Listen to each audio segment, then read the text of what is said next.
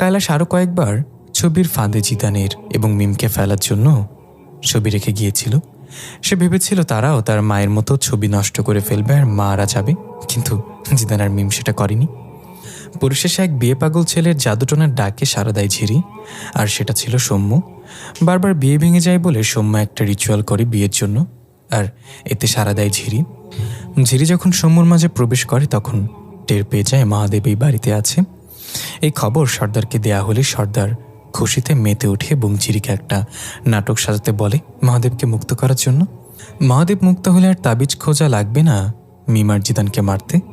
ঝিরি সৌম্যকে ব্যবহার করে তার বাবাকে মেরে ফেলে এবং ইচ্ছে করে তার হাতের ধাগা জিদানের বাবার হাতে গুঁজে দেয়।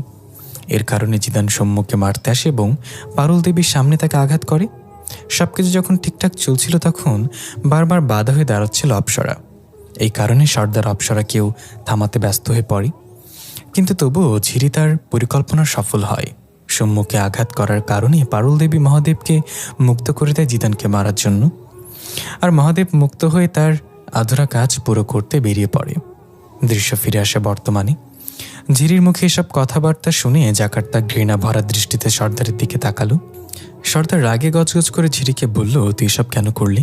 ঝিরি বলল, বাবা আর কোনো রাস্তা খোলা নেই, হয়তো এখন মরতে হবে, না হয় মারতে হবে।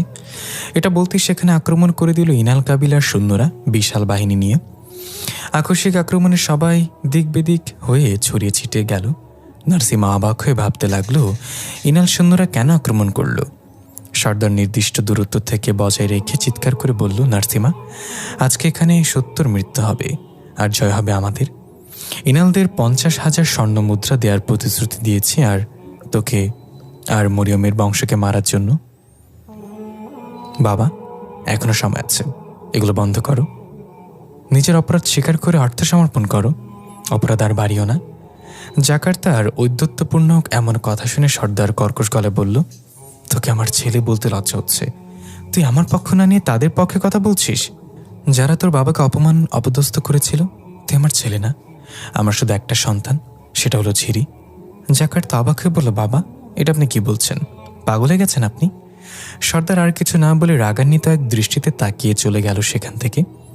কয়েকজন রক্ষী নিয়ে বিপুল পরিমাণ স্বর্ণমুদ্রার সাথে করে সর্দার পালিয়ে যাওয়ার জন্য তৈরি হলো। এদিকে ইনাল সৈন্যদের সাথে তুখুর লড়াই শুরু হয়ে গিয়েছে। তাঁবুতে তাঁবুতে আগুনের ছড়াছড়ি।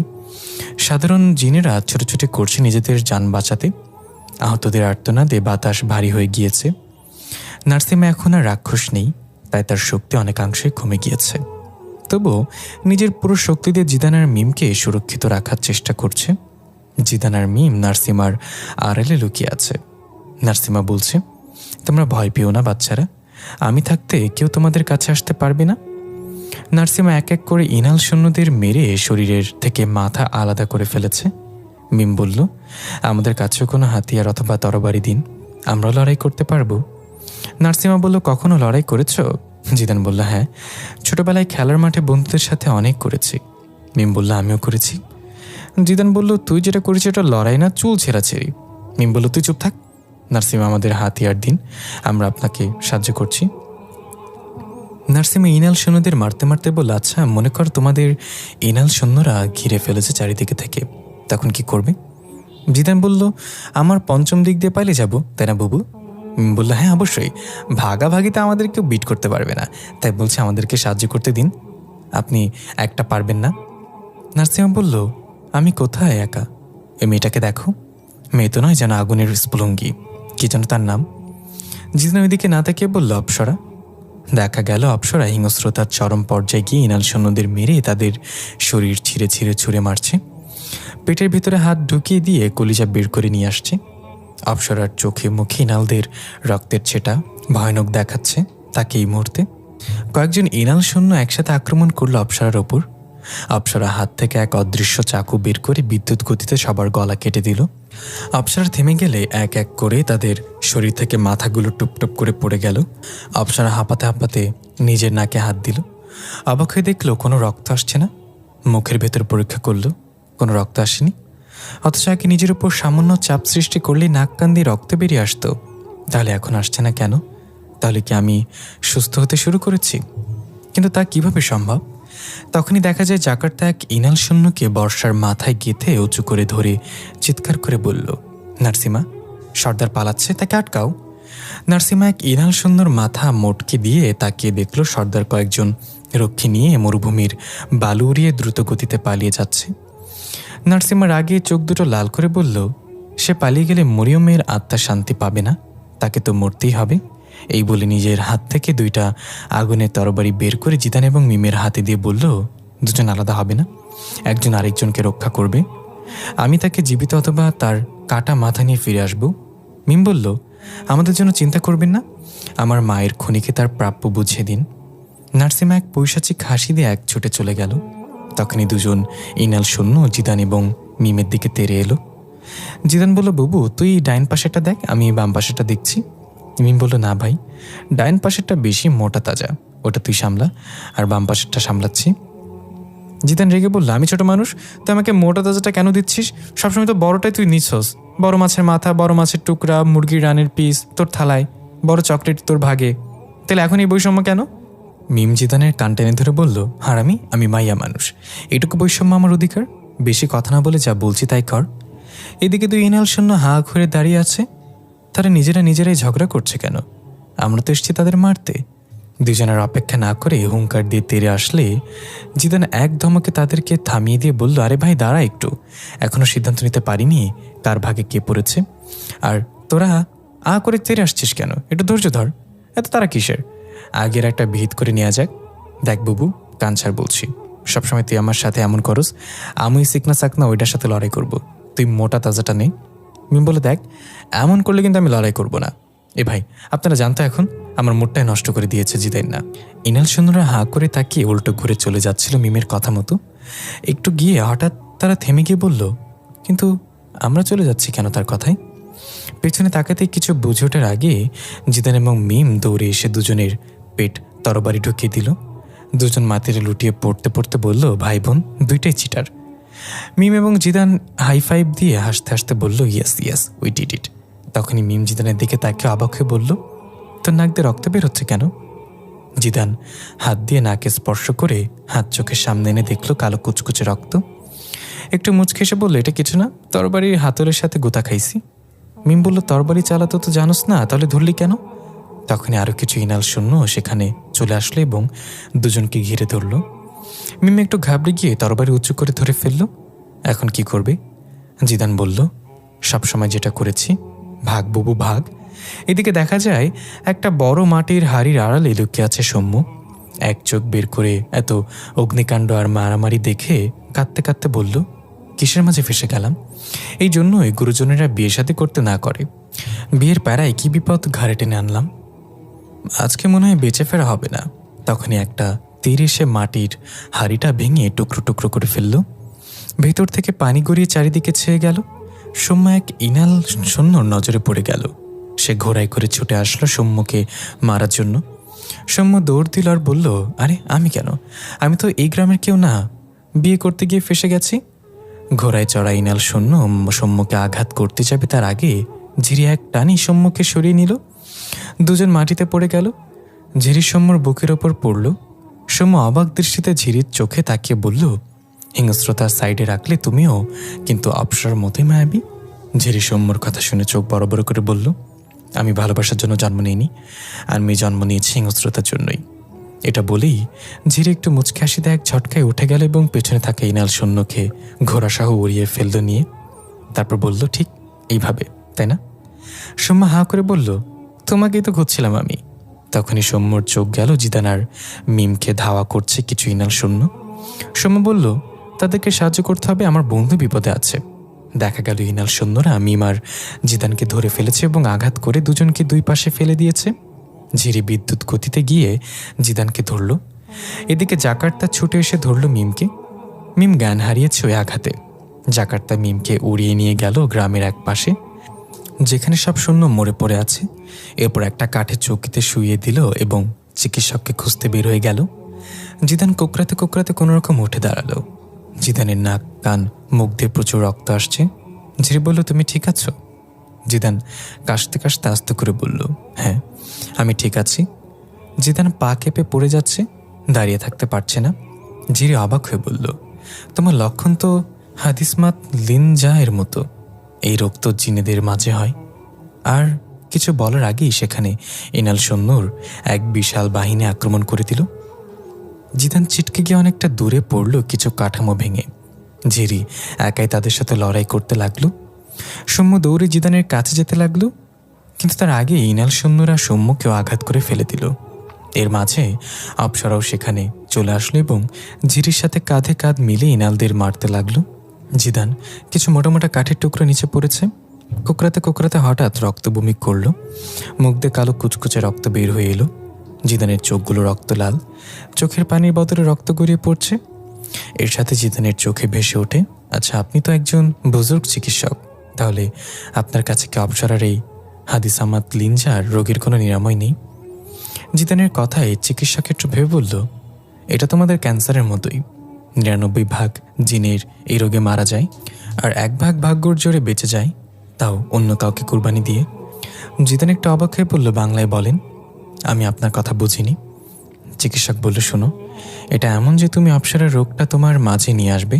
এতে করে বেশিরভাগ সময় দুজনেই মারা যায়, তবে অনেক সময় শুধু একজন মারা যায়, অর্থাৎ যে তার মাঝ থেকে রোগটা নিজের মাঝে নিয়ে আসে সে মারা যায়, অপরজন বেঁচে যায়। জিদান বলল, তাহলে আমি অপ্সরার জন্য এটা করব। হয় দুজনেই মারা যাব, না হয় অপ্সরা বেঁচে থাকবে। চিকিৎসক অবাক হয়ে বলল, তুমি কি পাগল? কেন অন্য একজনের জন্য নিজের জীবন দিবে? না না, এটা আমি করতে পারবো না। জিদান চিকিৎসকের হাত ধরে বলল, আপনাকে করতেই হবে। আমি অপ্সরাকে অনেক ভালোবাসি, ওর মৃত্যু আমি কখনো নিজ চোখে দেখতে পারবো না। চিকিৎসক বলল, আরে বেটা, বোঝার চেষ্টা করো, এটা জিনদের রোগ। জিনেরাই যেখানে তিলে তিলে মরে যায়, সেখানে এই রোগ কোনো মানুষের মাঝে গেলে তো ২-১ দিনের বেশি বাঁচবে না সে। তুমি যেটা করতে চাচ্ছ সেটা আত্মঘাতী। জিদান বলল, তবু আমি করব। এটা আমার বুবুর জন্য এখন রাজকুমার জাকার্তা আছে, তাকে নিয়ে চিন্তা নেই আমার। আমি যদি অপ্সরাকে হারিয়ে ফেলি তাহলে আমি এমনিতেও মরে যাব তিলে তিলে। আপনি দয়া করে আমাকে ওই নিরাময়টা বলুন। চিকিৎসক রেগে বলল, না, আমি এটা করবো না, আর এর তো কোনো নিশ্চয়তাও নেই যে কাজ করবে। এটা হতে পারে তোমরা দুজনে মারা যাবে। জিদান বলল, ঝুঁকি নিয়ে দেখলে তো সমস্যা নেই, হতে পারে এটা কাজ করে যাবে, আমার অপ্সরা বেঁচে যাবে। চিকিৎসক এক প্রকার বাধ্য হয়ে জিদানকে বলল, ঠিক আছে। এই বলে তাঁবুর ভেতরে প্রবেশ করে কিছুক্ষণ পর একটা ছোট্ট কাচের শিশি নিয়ে বের হলো, যার মাঝে নীল রঙের এক পানীয়। সেটা জিদানের হাতিতে বলল, আমি যে তোমাকে এই চিকিৎসা দিয়েছি কাউকে বলবে না। জিদান আশ্বাস দিয়ে বলল, কেউ জানবে না, আপনি আমাকে বলুন কিভাবে কি করতে হবে। চিকিৎসক বলল, প্রথমে যেভাবে হোক অপ্সরার শরীর থেকে রক্ত বের করতে হবে এবং সেটা তোমাকে পান করতে হবে ১ ফোঁটা হলেও। তারপর এই পানীয় পান করে নিবে। যদি এটা কাজ করে তাহলে অপ্সরার নাক মুখ দিয়ে রক্ত ধীরে ধীরে কমে যাবে আশা, আর তোমার মাঝে সম্পূর্ণ এই রোগ বাসা বাঁধবে। দেখো বেটা, এই রোগ মানুষের শরীর নিতে পারে না। যেটা অপ্সরা আরও ১ মাস বাঁচবে, সেখানে তুমি খুব বেশি হলে ২ দিন বাঁচবে। জিদান বলল, আমার মৃত্যু নিয়ে আমি ভাবি না, আপনি শুধু বলেন অপ্সরা বেঁচে যাবে তো। চিকিৎসক বলল, হয়তো বেঁচে যাবে, আবার না বাঁচতে পারে।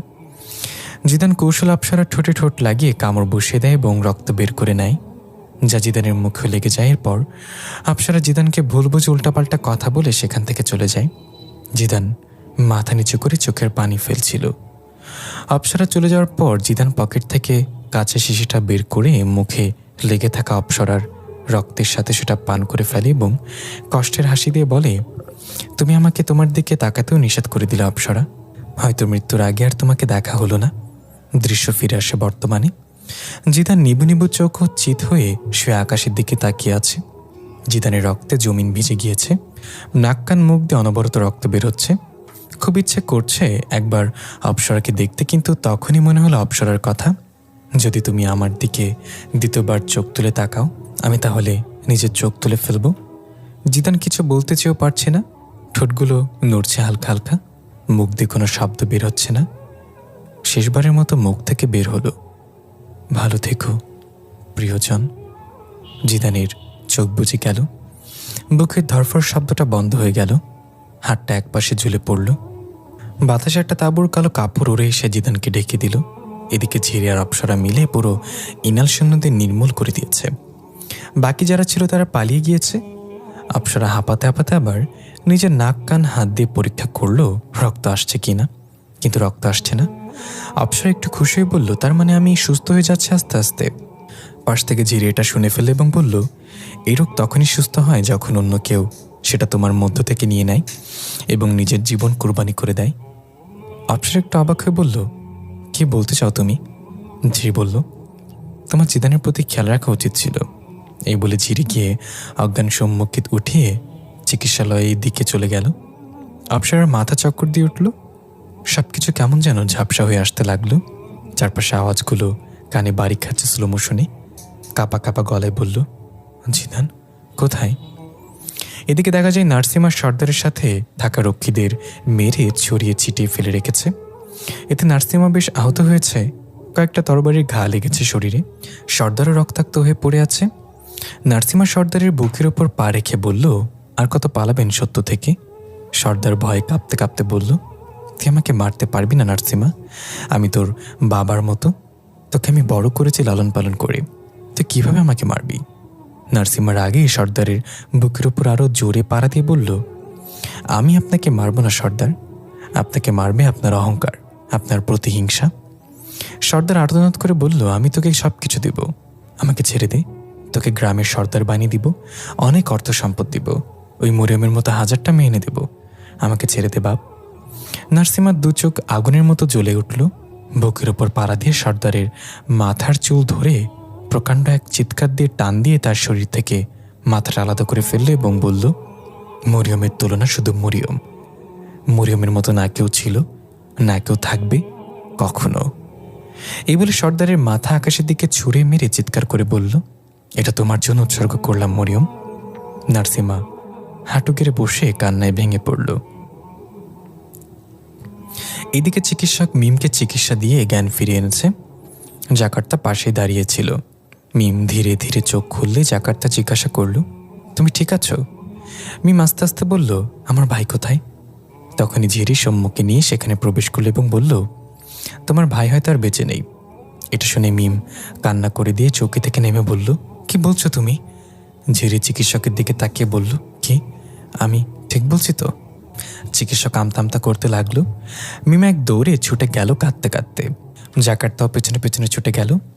ঝিরি সম্মুখে দেখিয়ে বলল, তার জ্ঞান ফিরে আনুন, আপনি যা করেছেন তা বাধ্য হয়ে করেছেন আমি জানি। দেখা যায় অপ্সরা পাগলের মতো ছোটাছুটি করে জিদানকে খুঁজে বেড়াচ্ছে, কান্না করতে করতে জিদানকে ডাকছে, কিন্তু জিদান নেই কোথাও। মিম দৌড়ে এসে অপ্সরার সামনে হুড়মুড় করে পড়ে গেল। কোকড়াতে কোকড়াতে উঠে জিজ্ঞাসা করল, জিদান কোথায় অপ্সরা? আমার ভাই কোথায়? অপ্সরা কান্না করে দিয়ে বলল, আমি জানি না বুবু, কোথাও খুঁজে পাচ্ছি না জিদানকে, সারাও দিচ্ছে না। মিম পাগলের মতো কাঁদতে কাঁদতে জাকার্তাকে বলল, রাজকুমার, আমার ভাইকে দেখেছেন আপনি? আপনার বোন কি বলল? আমার ভাই বেঁচে নেই মানে? এটা শুনে অপ্সরা আরও পাগলের মতো হয়ে গেল।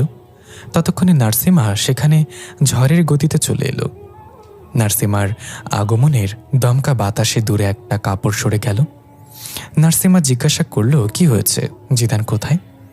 অপ্সরার অশ্রুসিক্ত চোখ পড়ল দূরে একটা মৃতদেহের ওপর। অপ্সরা ভাঙা ভাঙা পায়ে একটু এগিয়ে গেল। মিম নার্সিমাকে বলল, আমার ভাইকে খুঁজে পাচ্ছি না। এটা বলতে অপ্সরা কাপা কাপা গলায় শোনা গেল, বুবু, জিদান। সবাই সেদিকে তাকালো। অপ্সরা থমকে দাঁড়িয়ে আছে এক দৃষ্টিতে কিছু একটার দিকে তাকিয়ে। মিম এক পা দুপা করে সেদিকে এগিয়ে গিয়ে জিদান বলে চিৎকার করে দৌড় দিল। দেখা গেল জিদানের রক্তাক্ত নিথর দেহটা পড়ে আছে। মিম হাউমাউ করে কান্না করতে লাগলো জিদানকে জড়িয়ে ধরে, ভাই উঠ, তুই আমাকে ছেড়ে যেতে পারিস না, মা বাবা সবাই চলে গেল, তুইও চলে যাস না ভাই, একটু চোখ খোল। নার্সিমার জাকার্তার চোখেও পানি। নার্সিমা মিমকে শান্ত করার চেষ্টা করতে লাগলো। দূরে দাঁড়িয়ে অপ্সরা নির্বাক হয়ে তাকিয়ে আছে, চোখ থেকে অঝরে পানি ঝরছে। অপ্সরা কানে বাজতে লাগলো, কেউ কারোর জন্য মরে না, সবাই নিজের জন্য আগে ভাবে। জিদান হাসি মুখে বলছে, আমি যদি এই সুযোগ পাই তাহলে তোমার জন্য মরে দেখাবো একদিন, সেদিন আর ভ্যা ভ্যা করে কাঁদো না আমার জন্য। অপ্সরা নীরব কান্না ধীরে ধীরে ঠোঁট কাঁপিয়ে শব্দ করে উঠল। হাওমাও করে কান্না করে হাঁটু গেড়ে বসে পড়ল। মাটিতে হাত দিয়ে থাপ্পড় দিতে দিতে বলতে লাগলো, কেন কেন কেন, আমি তো এই জীবন চাইনি। তখন পেছন থেকে চিকিৎসক এসে অপ্সরার কাঁধে হাত দিয়ে বলল, আমি এটা করতে চাইনি, কিন্তু আমাকে বাধ্য করেছে এটা করাতে। এই বলে অপ্সরার হাতে একটা কাগজ দিয়ে বলল, এটা এই ছেলেটা দিয়ে গিয়েছিল, বলেছিল সে মারা যাবার পর যেন তোমাকে দেই। অপ্সরা কাঁপা কাঁপা হাতে কাগজটা নিয়ে কাঁদতে কাঁদতে বলল, কিভাবে হলো এটা? চিকিৎসক বলল, সেদিন জিদান তোমাকে কোনো খারাপ উদ্দেশ্যে স্পর্শ করেনি, তার দরকার ছিল তোমার রক্ত, তাই সেটা করেছিল। আর তুমি তাকে ভুল বুঝে এতটাই দূরে সরে দিয়েছিলে যে মরার আগে একবার তোমাকে দেখার সৌভাগ্য হয়নি তার। এই বলে চিকিৎসক চলে গেল। অপ্সরার সেদিনের কথা সব মনে পড়ল, কিভাবে জিদানকে বাজেভাবে কথা শুনিয়েছিল। জিদান মাথা নিচু করে চুপচাপ সব শুনে যাচ্ছিল। অপ্সরা আর নিজেকে সামলাতে পারছে না, কাঁপা কাঁপা হাতে কাগজটা খুলে দেখল সেখানে লেখা, কে বলেছে কেউ কারোর জন্য মরে না? দেখলে তো, আমি তোমার জন্য মরে গেলাম। আমি তোমার কথা রেখেছি, তোমার দিকে একবারের জন্য হলেও চোখ তুলে তাকাইনি আমি, এই ভয়ে যদি তুমি সত্যি সত্যি নিজের চোখ নষ্ট করে ফেলো। তোমার এই সুন্দর চোখ জোড়া দিয়ে পৃথিবী দেখো। আমি বেঁচে থাকবো তোমার এই চোখে, তোমার ঠোঁটে, তোমার মস্তিষ্কে, তোমার হৃদয়ে। লেখাটা পরে অপ্সরা সেটা বুকে জড়িয়ে ধরে চিৎকার করে কান্না করতে লাগলো। উঠে ভাঙা ভাঙা পায়ে এগিয়ে গেল। মিম তখনও পাগলের মতো কান্না করছিল জিদানকে জড়িয়ে ধরে। অপ্সরা এসে ধপাস করে বসে পড়ল জিদানের পাশে। মিম কাঁদতে কাঁদতে বলল, অপ্সরা, আমার ভাইটা তোমাকে অনেক ভালোবাসে, তুমি একটু বলো না ওকে উঠতে, চোখ খুলতে। তুমি বললেও ফিরাতে পারবে না, তুমি বলো না একটু। অপ্সরা জিদানের গালে হাত দিয়ে বলল, তুমি সত্যি চলে গেলে? দেখো, আমি এসেছি তোমার সামনে, তোমার প্রতি আমার কোনো রাগ নেই। আমি ভুল করেছি তোমাকে চিনতে, আমি বুঝতে পারিনি কেউ কাউকে এভাবে ভালোবাসতে পারে। জিদান, একটু ওঠো, আমার চোখের দিকে তাকিয়ে একবার বলো ভালোবাসি। আমি আর কখনো তোমাকে কষ্ট দিব না, তুমি যা বলবে তাই শুনবো। দেখো না বুবু কান্না করছে, তুমি বুবুকে ছেড়ে কিভাবে যেতে পারো? অপ্সরা জিদানের বুকের উপর মাথা রেখে চিৎকার করে কান্না করতে লাগলো। নার্সিমা মিমের মাথায় হাত দিয়ে বলল, ভাইকে বিদায় জানাও, সে তার বাবা মায়ের সাথে দেখা করার জন্য চলে গিয়েছে, তাকে আর বাধা দিও না কান্না করে। মিম বলল, না, আমি আমার ভাইকে যেতে দিব না, আমার ভাই আমার কাছে থাকবে, কেউ নিয়ে যেতে পারবে না। মিমের কানে আওয়াজ আসলো, বুবু, আমি কি একটু তোর কোলে মাথা রেখে শুতে পারি? মিম আলতো করে জিদানের মাথাটা নিজের কোলে রাখলো, এরপর কপালে চুমু খেয়ে বলল, কেউ কথা বলবে না, আমার ভাই ঘুমিয়েছে, আমার ভাই ঘুমিয়েছে। এই বলে মিম জিদানের কপালের সাথে নিজের কপাল ঠেকিয়ে চোখ বন্ধ করে নিল। দেখা গেল জিদানের কপালে সেই মাকড়সের স্কেচ ভেসে উঠেছে, সাথে মিমের কপালে একই স্কেচ ভেসে উঠেছে। ধীরে ধীরে কালো ধোয়ার মতো দুই স্কেচ মিলিত হয়ে হাওয়ায় মিলিয়ে গেল। নার্সিমা বলল, অবশেষে অভিশাপ থেকে মুক্ত হলো তারা। 5 মাস পরে গ্রামটা আবার অনেক সুন্দর করে সেজেছে, রং বেরঙের তাঁবু দিয়ে সুসজ্জিত হয়েছে। গ্রামের সর্দার এখন জাকার্তা, সকল সাধারণ জিনেরা স্বাভাবিক এবং আনন্দের সাথে জীবন পার করছে। মিম এখনও জিদানকে হারানোর ধাক্কা সামলাতে পারিনি, সবসময় মনমরা হয়ে বসে থাকি, তাই জাকার্তা মিমকে তার গ্রামেই রেখে দিয়েছে, যাতে দেখভাল করতে পারে। আর মিমের সেবায় কয়েকজন দাসীও রেখে দিয়েছে। মিমের মন ভালো করার জন্য প্রতিদিন বিকেলে ঘোড়ায় চড়ে ঘুরতে বের হয় দুজন। মরুভূমির বালু উড়িয়ে ছুটে বেড়ায় এই প্রান্ত থেকে ওই প্রান্ত। সৌম্য আর ঝিরির মাঝে বেশ খাতির জমে উঠেছে এখন।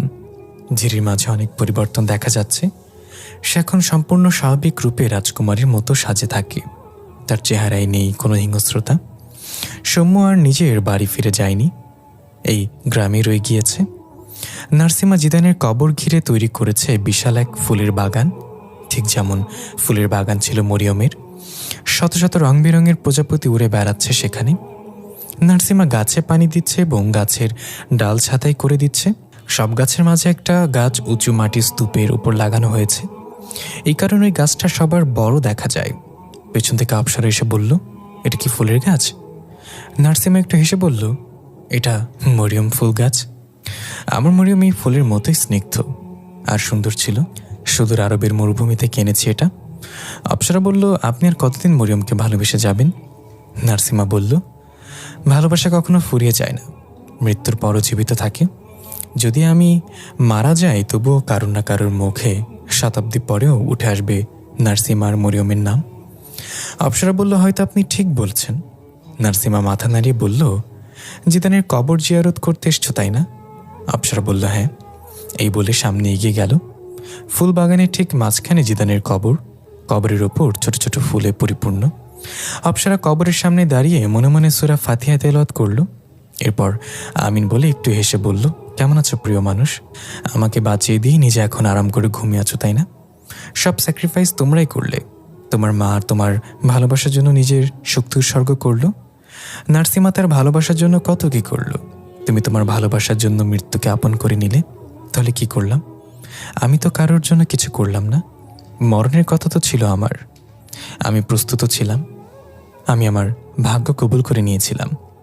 তাহলে তুমি কেন এটা করতে গেলে বলো? অপ্সরা আরও অনেক কথা বলল জিদানের সাথে। পেছন থেকে একটু দূরে দাঁড়িয়ে আছে নার্সিমা এবং গাছের ডাল ছাঁটাই করছে। আর চোখে অপ্সরার দিকে তাকাচ্ছে বারবার। অপ্সরা চোখের পানি মুছতে মুছতে চলে যাচ্ছিল। তখন হঠাৎ নার্সিমা ডাক দিয়ে বলল, জিদান তোমাকে অপ্সরা বলে ডাকতো তাই না? অপ্সরা থেমে গেল এবং বলল, হ্যাঁ, এই নামটা তার দেয়া। নার্সিমা বলল, তাহলে তোমার আসল নাম কি? আর তুমি তো মুসলিম, এই হিন্দু গ্রামেই বা কিভাবে এসেছিলে? আমার জানা মতে এই গ্রামে কোনো মুসলিম পরিবার ছিল না।